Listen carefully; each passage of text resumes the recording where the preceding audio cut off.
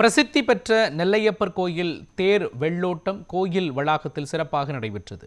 தமிழகத்தில் பிரசித்தி பெற்ற சிவாலயங்களில் ஒன்றான நெல்லையப்பர் கோயிலில் கடந்த 35 ஆண்டுகளுக்கு முன்பு வெள்ளித்தேர் தீ விபத்துக்குள்ளானது. இந்நிலையில் பக்தர்களின் கோரிக்கையை ஏற்று வெள்ளித்தேர் உருவாக்கப்படும் என இந்து சமய அறநிலையத்துறை சார்பில் தெரிவிக்கப்பட்டது. அதன்படி 2023ஆம் ஆண்டு டிசம்பர் மாதம் தேர் செய்யும் பணி தொடங்கியது. 429 கிலோ வெள்ளி தகடுகள் மூலம் 3.95 கோடி ரூபாய் மதிப்பீட்டில் 18 அடி உயரத்தில் தேர் செய்யப்பட்டது. இதைத் தொடர்ந்து தேர் வெள்ளோட்ட நிகழ்வு நெல்லையப்பர் கோயில் வளாகத்தில் நடைபெற்றது.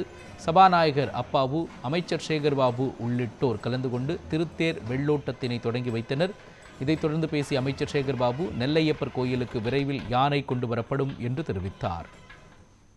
திராவிட மாடல் ஆட்சியுடைய எங்கள் நாயகன் அவர்கள் கடந்த ஆண்டு 2024ஆம் ஆண்டு இதே நெல்லையிலே மக்கள் நல திட்டங்களை வழங்க வந்தபோது இந்த திருக்கோயிலுடைய திருத்தேரின் நிலையை அறிந்து ஓராண்டுக்குள் இந்த திருத்தேர் வெள்ளித்தேர் முழுவதுமாக பக்தர்களுக்கு வீதி உலா வரும் என்று அறிவித்திருந்தார்.